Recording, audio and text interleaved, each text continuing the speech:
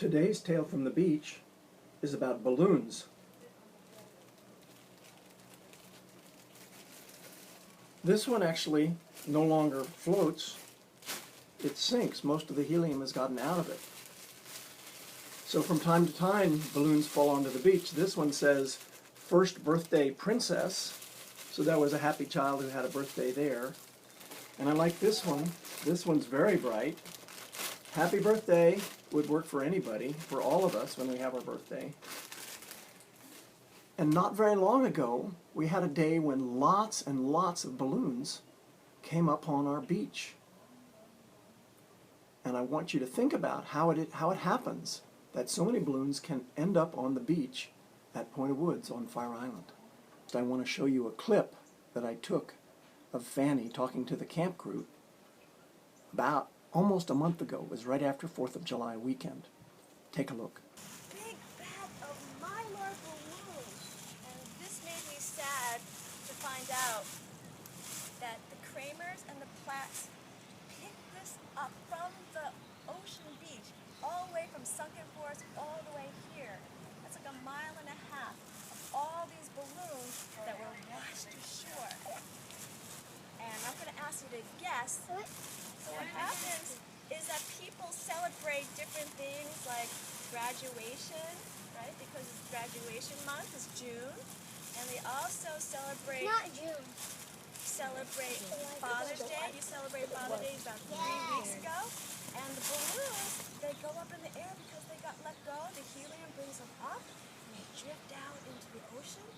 So there on that one day, we collected so many balloons. We counted them and we asked the kids to guess. There were actually 122 balloons collected by 3 people walking 1.5 miles of beach. And that was about 2 weeks after Father's Day, and yet one of the balloons said Father's Day on it. So it tells us that those balloons have been moving around for a long time before they wind up on the beach. That's the puzzle. So here's my idea about how all this happens. It starts far away from the beach, where people are having parties and people are graduating from high school and college. This is especially important in June when a lot of graduation occurs. And this may be in New York, New Jersey, or even as far away as Pennsylvania. And then some balloons may escape the excited fingers of the people at the parties, and the balloons then rise up high into the sky where the winds sometimes are blowing out to sea. So when these balloons that have escaped reach high up into the atmosphere, into the sky, the wind may blow them far, far away back out to sea over the ocean. And eventually they start to lose some of their helium, and they begin to sink and deflate and get softer and softer and sink down until they reach the Atlantic Ocean. So lots of balloons drift over the ocean and eventually sink and fall on the ocean. Now sometimes the winds over the sea blow directly towards the land. And if so, all those balloons move slowly along the surface of the ocean until eventually they wash ashore on the beach at Fire Island, just like Point of Woods or other places.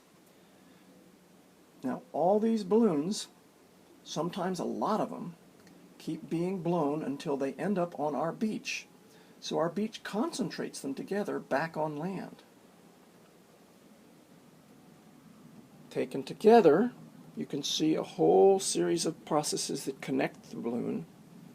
I jokingly like to call it the life cycle of the helium balloon.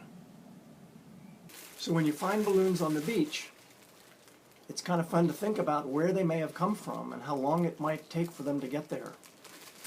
And watch what we can do. Most of the helium is gone out of this balloon, but if I squeeze it up tight, I've got some scissors here. I'm going to cut the top off. Get ready. I'm going to blow all my air out.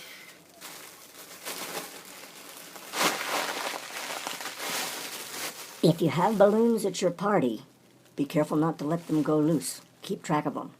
That's today's Tale from the Beach.